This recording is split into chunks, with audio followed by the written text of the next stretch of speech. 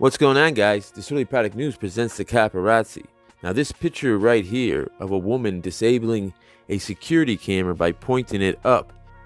The homeowner, who is a woman and was all alone in the house, watched in real time as this happened. But the woman outside isn't a porch pirate. She's not trying to steal packages. She's not your average everyday cat burglar or home invader. Her and the male with her were in fact police officers. The woman who was alone in the house in Edmonton, Alberta, Canada, did not call the police to her residence, and she didn't feel right about what was going on, so she never went to the door, even before they started disabling the cameras. She felt like something was wrong. So the woman got on the phone and called a non-emergency number in Edmonton, Alberta, Canada. But while the officers made their way around the house disabling cameras, the woman, who wants to remain anonymous out of fear for retaliation, heard these two officers starting to break down her back door. These are pictures she sent to the media of her back door. Once she got in touch with the real 911, these officers left the scene. The Edmonton police would only say that they got a call for a welfare check for this address. They won't release who made the call for the welfare check. The woman doesn't know of anybody that would make that phone call. In fact, at the time this was going on, she started texting her family and friends saying goodbye because she believed these two people meant to do her harm.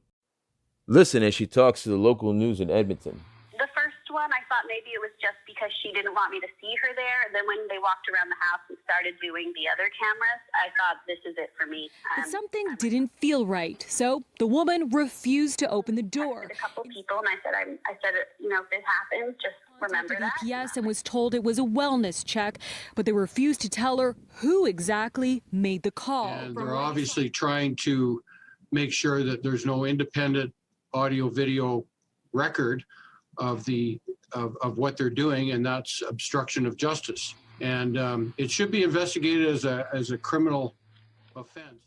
So guys, write in the comment section below why you think they would be moving, if they were really there for a welfare check. And it seems very suspicious or very coincidental that it was a welfare check, because that's pretty much the only reason why they would be there doing the things they were doing, except moving the cameras. I can't come up with a reason for that. Now, in theory, there is a reason they could have been kicking down that back door. I didn't hear the 911 calls. I don't know that they were released. I looked for them, but there's a thing called exigent circumstances. And if these officers believe that this woman was in grave danger or imminent harm, they can kick in the door. Same reason the fire department can come in your house if your house is on fire without going to get a warrant. So they can use the excuse of exigent circumstances, or maybe it's not an excuse. This comes to us from Cornell University. It's the definition of exigent circumstances. Exigent circumstances, circumstances that would cause a reasonable person to believe that entry or other relevant prompt action was necessary to prevent physical harm to the officers or other persons, the destruction of relevant evidence, the escape of the suspect, or some other consequences improperly frustrating legitimate law enforcement efforts. Now that's for knocking down the back door. But why did they disable the cameras from being able to see anything? I can't even come up with a plausible situation in which they would need to do that. But that can't be the case, because if it was, the EPS, Edmonton Police Service, would have said so. They wouldn't have made their officers look like they were doing something criminal. They would just say, listen, the woman was in danger. We got a 911 call that said XYZ. And why did they leave once she got in contact with 911? Why wouldn't 911 tell her to go to the door so they could check her for this welfare check? This is an extremely, extremely strange case. It's almost a mystery. So if you guys have an idea of what's going on or what happened, now, there is an internal investigation going on, and what that means is that internal investigation is going to go on for a year and a half, and internally, if they find them guilty of something, doing something wrong, then they'll fight it for another year, a year and a half, and 3 or 4 years down the line, everyone forgot about it. The police aren't going to hold a press conference. So doing follow-ups to these things, takes a year or two, because even if it's a criminal case or a court case, that would take 8 months to a year to 2 years, depending on how serious the allegations are. But this is this one's got me confused. If you got an idea what you think was happening, write it in the comment section. Now, this happened another time in Wichita, Kansas. These two officers approached the door, and the bigger one turns the camera. Now, in this case, there was a couple at a hospital, and somebody called in domestic. Now, when the police got to the hospital, the couple was gone, but the gentleman was on home monitoring system, and I think he had a history with the police, and he had taken his home monitoring bracelet off his ankle because he's going through a medical procedure in which he couldn't have it on. But the police say it was for their safety, and the residents say it was for their safety. So let's listen to what the police had to say in their reasoning. Police defend the actions of these two officers tampering with the security camera as they walked up to a home. This was a known violent offender. This was somebody that officers have been familiar with in the past. So we do train our officers to remain vigilant on these calls. They're lying. I've never had a domestic violence dispute when they say I've had a history of it. They're lying when they say that me and her was in a domestic dispute.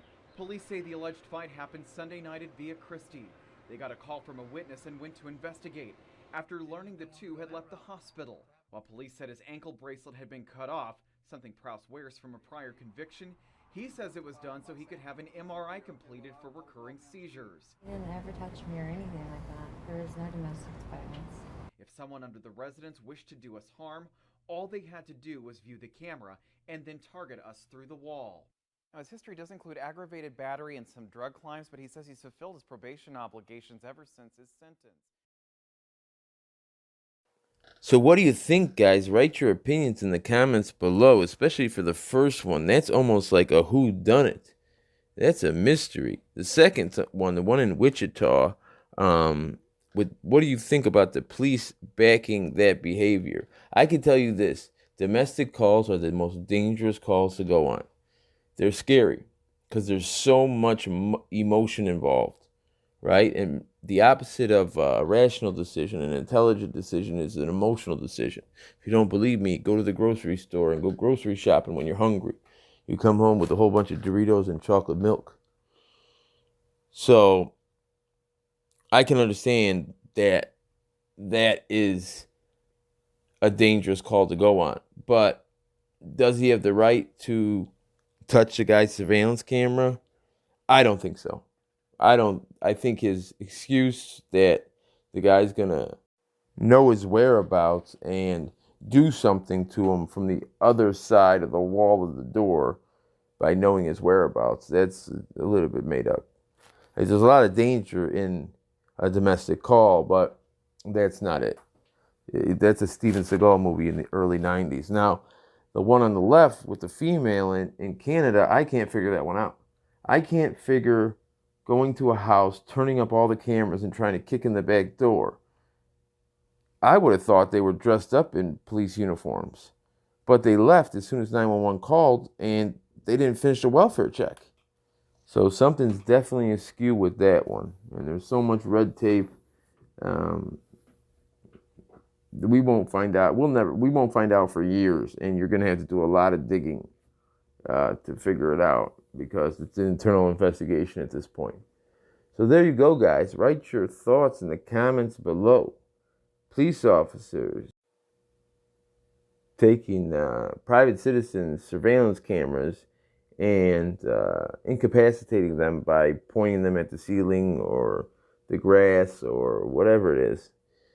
Write your comments below. My name is Disorderly Product News, wishing you and yours a very safe and happy rest of the work week.